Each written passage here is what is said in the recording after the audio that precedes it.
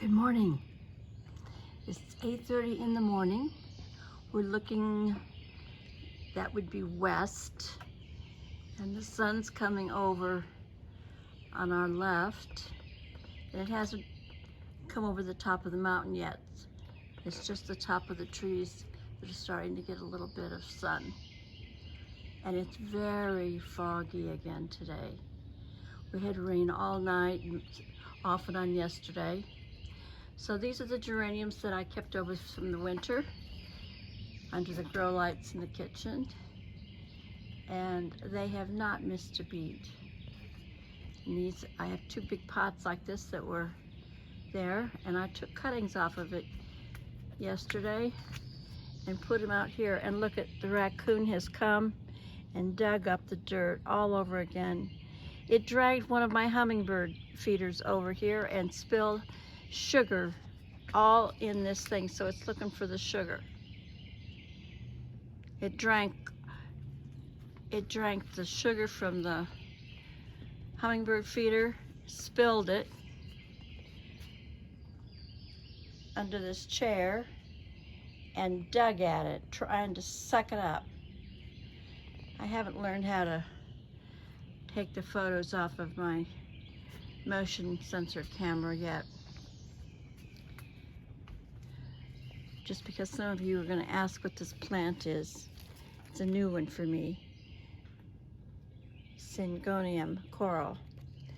Found it early last year and I just love it. And it lasted just fine inside the house. Okay. So look at, they're even putting on buds for flowers. I have to tell you, geraniums are incredibly resilient plants. I don't like that word because it's used to describe these smart cities and the way they wanted to plant things. But the truth is, this plant is almost impossible to do in. Now, it will sacrifice its old leaves if it gets dry to survive. I think the reason I'm having problems with raccoons on my balcony, I've been here almost 6 years now, last year and this year, is because last year it was within just a day or two trying to create a water feature out here for my hummingbirds. Little fountain thing, that all of a sudden I had raccoons up here every day, just tearing the place up. And they were going in the house. At my brother's house, I have a door for the, I'm going to take you out to see the other hydrangeas. Sorry, we're going to walk through the house.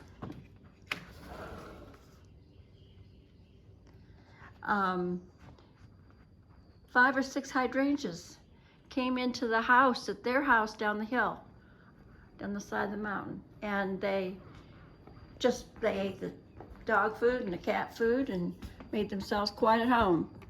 So he trapped them and relocated them, but I do have one back visiting here. So these are the cuttings I've taken off of.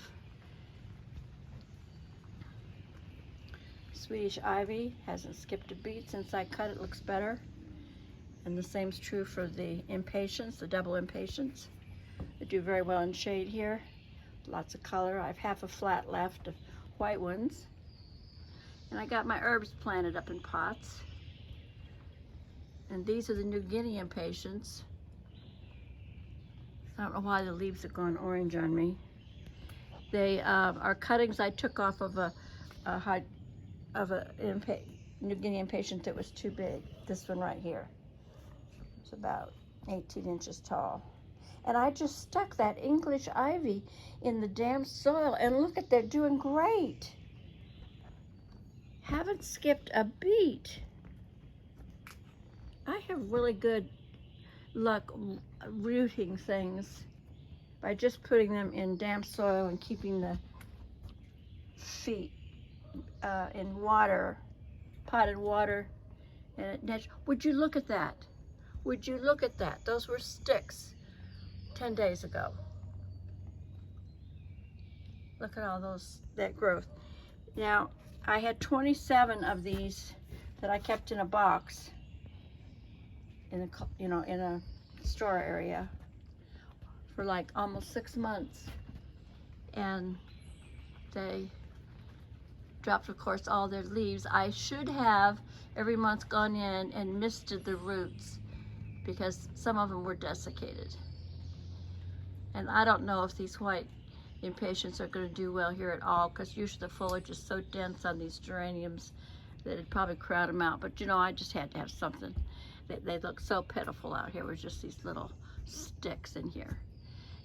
Most of these had developed a teeny bit of root, but some of them hadn't. And look at look at all that growth, just popping out there like crazy.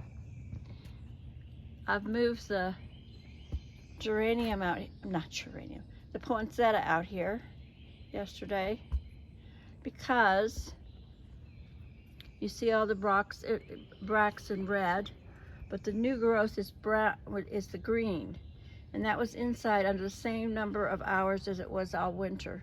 So obviously it needs a different cycle, so we brought it out here. The gardenia that was just sorely infested on every stem and every leaf with whatever it was. I think it was spider mites, because I did see some webbing. But I brought it outside and I sprayed it with, oh, I've put it away.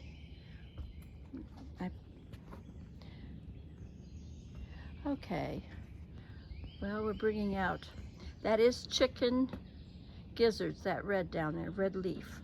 So one of the things we've learned in our shade garden is the importance of colored leaves that last from day one till frost.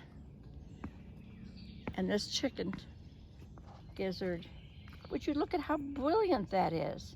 This is from last year. He took it to the greenhouse and just brought it out yesterday. And of course, coleus, especially the color blaze coleus that do well in both shade and sun, and they get like thigh high. I don't know, it's 36 inches, something like that. Well, I've been having trouble uploading some of my videos because they were too long.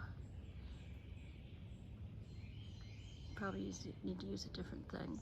So we'll do this for just another moment. These rhododendrons out here were getting too tall, and I asked my brother to come out and prune them. He did such a good job, you'd never known they'd been pruned, so I could see out my kitchen window. But would you look at all this? Rhododendrons take 2 years, so these are the forming what's going to be blossoms next year. You see that? So it's going to be spectacular next year. And isn't it amazing? Rhododendron leaves last years and years and years. I don't know how long, but they do drop leaves that don't get enough sun, but the leaves just last all the way through all that weather. It's amazing, isn't it? Okay, so I had planted some ferns out here this year, relocated some of these ferns, but I left room for Larry to put his boxes. He likes to put these boxes out first thing so we have high impact immediately. And this one's full of ferns and some impatiens. And I put 2 of the 3 begonias dragon begonias that I bought the other day in here to fill this out. Again, this lovely Swedish ivy that's so brightly colored and almost indestructible. And here's some impatiens that are growing up nice and tall. Brought out my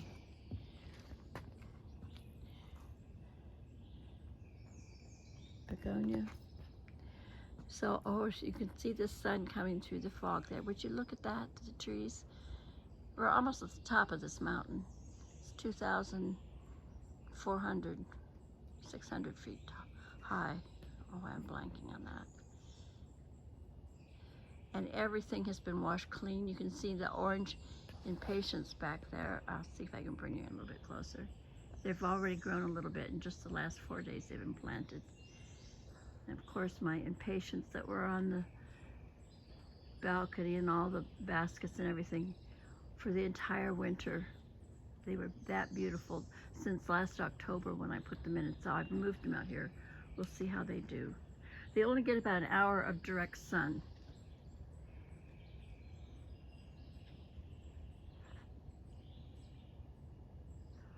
Thank you so much for sharing. Would you look at that fog? Ah, ah, ah. We do live in a rainforest, moderate rainforest. Thank you.